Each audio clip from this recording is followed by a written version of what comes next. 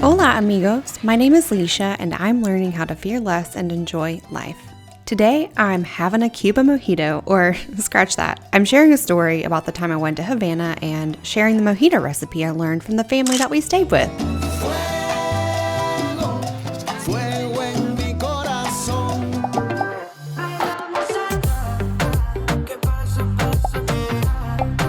We decided to go to Havana, Cuba pretty last minute.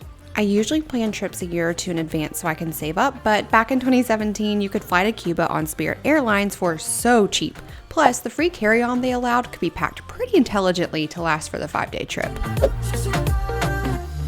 The travel restrictions for Americans also loosened up around that time, so we spent a few days researching and booked the flights and 2 Airbnbs.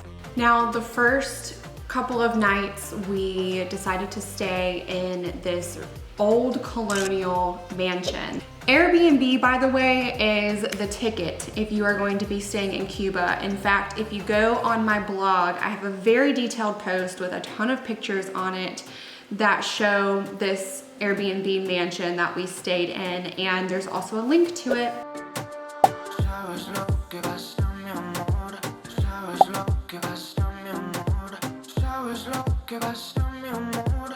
The next day we spent in Havana Vieja. We ventured all around the city.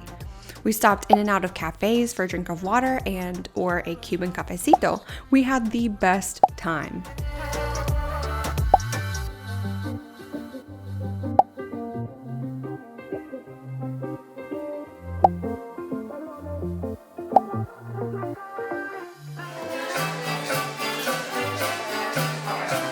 The last thing we did that day was eat dinner in one of the classic comedores and listen to a live band singing Guantanamera.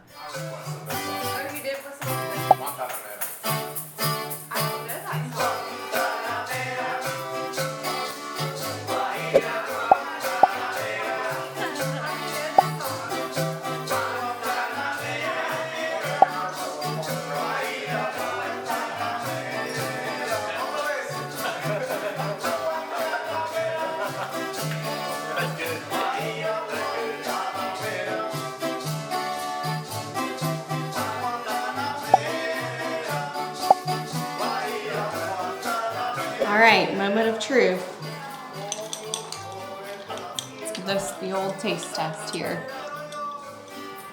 It's perfect, just as it is. The only thing missing from this right now is literally just a blue ocean right out in front of me. That's what I'm missing. I remember thinking when we left the mansion that morning and got into the car with Renee, the taxi driver, in his beautiful blue classic car. I don't know what the make and model of the car is, I don't remember, but this thing was awesome.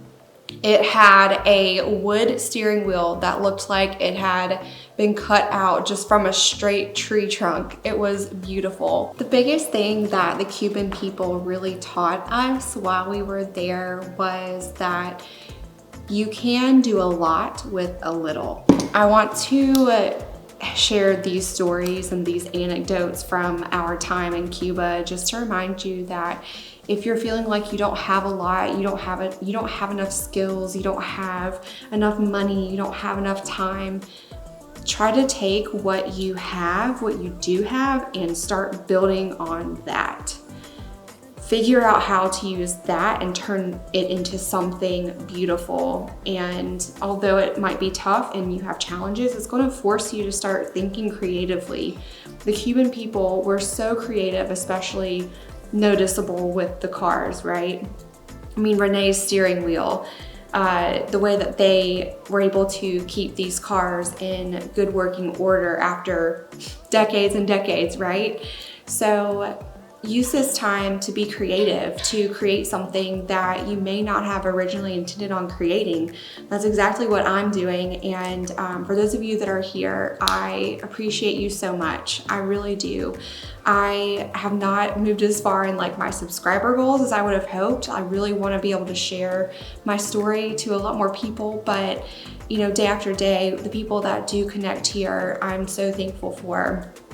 And I love sharing these stories with you because I think that there are so many lessons that we can all learn and we can all take and grow into being stronger people and better citizens of the world. We can learn to fear less and enjoy our lives so that we can give back and so that we can create opportunities. If this brought a smile to your face, I would love for you to share it with a friend and encourage them today. I would also love if you give this video a thumbs up. That really helps out my channel and helps me reach more people with the message I am sharing, which is to fear less and enjoy life. And that's what I hope you do today. I will see you in the next video. Bye.